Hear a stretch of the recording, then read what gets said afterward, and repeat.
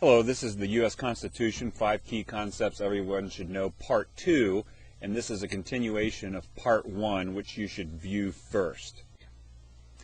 Now let's move on and talk about the three branches of government and how they're designed to operate.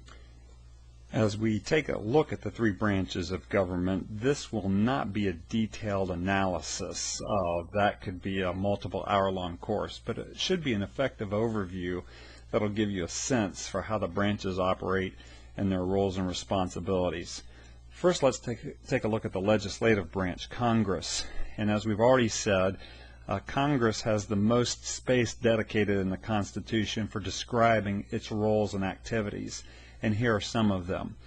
They're to borrow and coin money, to regulate commerce, to regulate immigration, to set up the post office and roads, to create an environment for good commerce, to maintain Army, Navy, and militias, to declare war, to conduct impeachments, to oversee the District of Columbia, and to make laws limited to the 6 purposes of the Constitution and these areas above. And you might want to make note of the fact here that there's 10 items on this list, and this is a summary list. There's actually a few nuanced more, but it'll give you a sense for the amount of responsibility. Next, the executive, the presidential office. As we've already seen, there's less space dedicated to that, and it's reflected in his responsibilities or her responsibilities.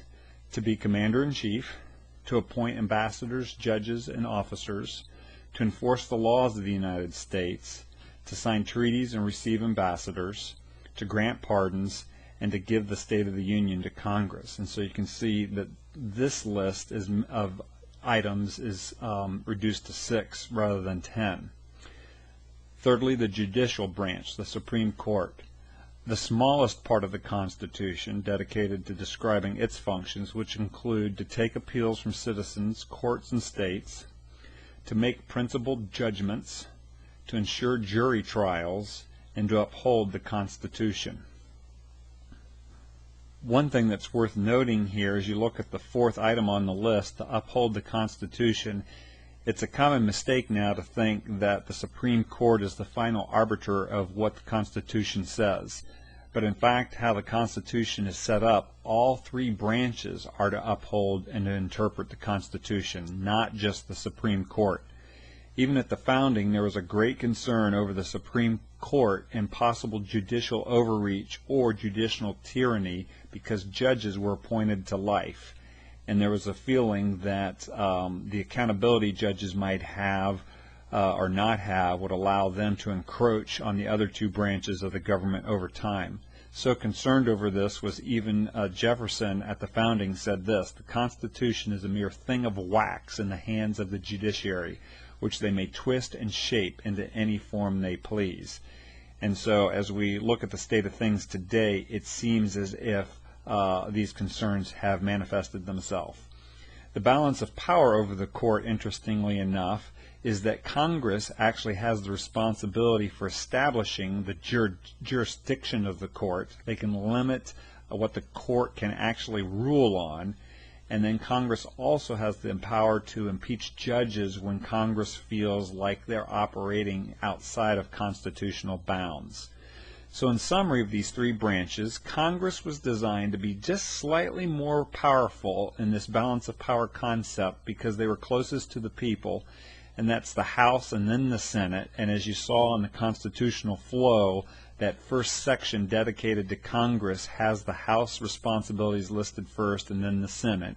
And so even the layout of the Constitution bears out that fact.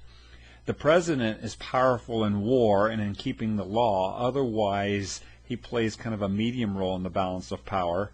And then the judiciary was designed to be the checks and balances on the other 2 branches, but designed to be least powerful with the least responsibilities because judges were in fact appointed for life, and they knew that there was grave concern there with the possibility of a creeping judiciary over time.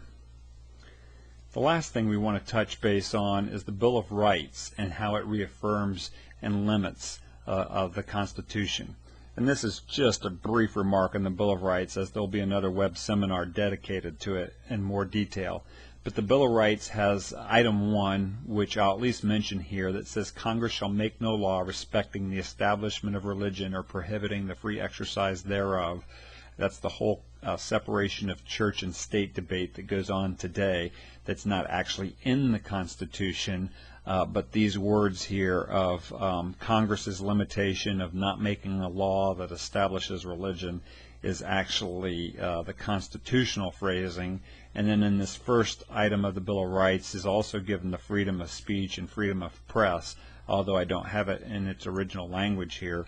What I want to make most note of here is Article 10 of the Bill of Rights, the 10th item on the list, and it says this: the powers not delegated to the United States are reserved for the states, respectively, or the people. So in other words, if the first 52 words don't define, or the first 52 words do define the limits and guides of how Congress, the President, and the judiciary should act, and then each of those branches of government have their list of responsibilities, but anything beyond that are responsibilities of either the states or ultimately the people themselves. On September 17, 1787, the United States Constitution was signed by 39 of the 55 delegates attending the Constitutional Convention. So now that you've heard this, why don't you be a difference maker? One key item is to know that the Declaration of Independence and Constitution are designed to work together. Ask people if they know how the Declaration of Independence and Constitution work together. If they don't, tell them. Also, ask people if they know the first 52 words of the Constitution that limits and guides the whole rest of the document. If they don't, share that with them.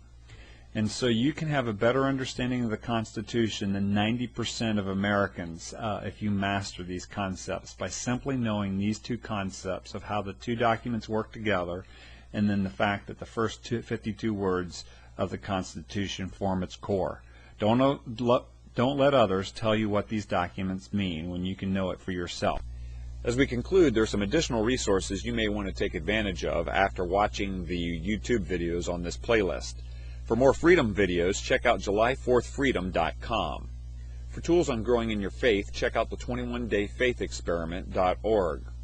For complete worldview training that integrates faith and life, check out biblicalworldviewtraining.org. And then finally, to team up with other young professionals that are making a difference in the world, check out PriorityAssociates.org.